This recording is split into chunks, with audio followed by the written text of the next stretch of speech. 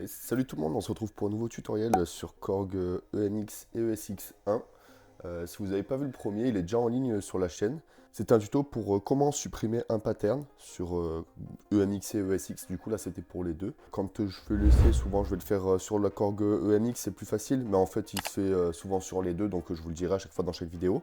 N'hésitez pas à me dire si vous aimez bien le format de petites vidéos comme ça, où ça dure 4-5 minutes, c'est plus facile avec le titre exact du tutoriel. J'ai tout mis sur une playlist sur ma chaîne, donc si vous voulez aller voir, je vous mets le lien de la playlist dans la description et le lien de mon ancienne vidéo dans la description. Je vais essayer de tenir le rythme à peu près à une par semaine ou une toutes les 2 semaines pour essayer d'avancer un peu. Je vais commencer par les tutos très basiques comme celui-ci aujourd'hui. Ensuite j'irai sur des tutos un peu plus avancés pour découvrir la machine. Et je pense qu'après je ferai des tutoriels pour certains styles de son en particulier. Essayer d'apprendre à composer avec Korg. On va vite aller sur la ESX pour apprendre à importer des samples. Moi la mienne elle fonctionne avec carte SD, donc ça sera sur carte SD parce qu'il y en a avec Smart Media. Mais c'est pas pareil.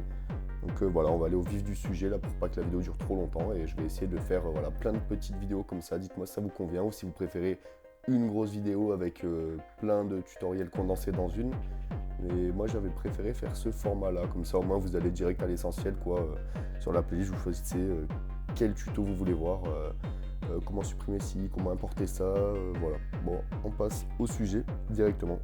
Donc on allume la machine bien sûr, on va se mettre sur pattern.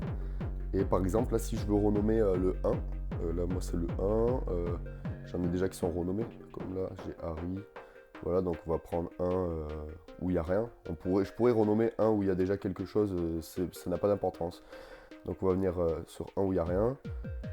On vérifie bien qu'on est dessus. Ensuite, hop, on met en pause. On appuie sur carré, toujours. Et on vient faire, c'est très simple, on vient faire Shift et Right pour renommer le son.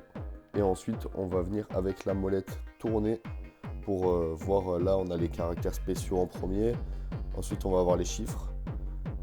Et ensuite, on va avoir les lettres en majuscules et ensuite les lettres en minuscules. Donc, c'est un petit peu long voilà, à choisir. Là, par exemple, je vais le renommer, je vais mettre un T majuscule. Voilà, on va commencer par un T. Une fois qu'on a choisi la première lettre qu'on veut, on fait flèche du bas. Voilà, je vais le renommer tuto pour que ce soit assez simple. Hop, on tourne jusqu'à la lettre voulue.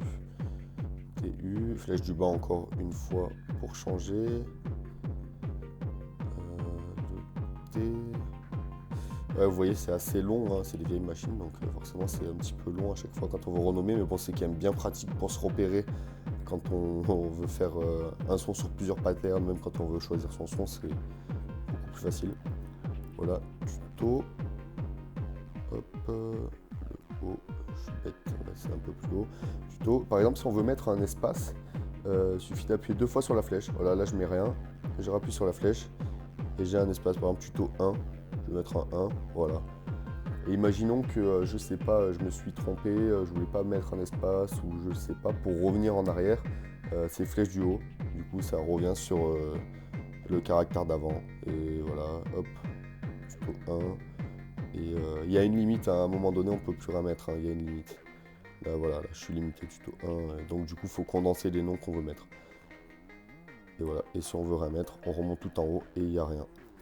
Ensuite, donc une fois que voilà, c'est enregistré, on vient faire write, tout simplement. Write to, hop, tuto 1. Et là, il est enregistré. Je peux changer le pattern et revenir dessus. Et voilà, il y a tutoriel 1 qui est mis. Et donc c'est très pratique. Si, imaginons, je fais un son sur plusieurs patterns, là, du coup, je vais faire tuto 2, voilà, tuto 2, tuto 3, etc., etc. Donc n'hésitez pas à vous abonner, dites-moi ce que vous voulez voir comme tutoriel dans les commentaires, sachant que comme je vous ai dit, là je commence par du très basique. Le prochain ce sera comment copier-coller les patterns, donc vous le verrez, ça va aller très rapidement. Allez, sur ce, je vous dis à la prochaine, et prochain tutoriel ou prochaine vidéo, prochain son, et voilà, ciao tout le monde.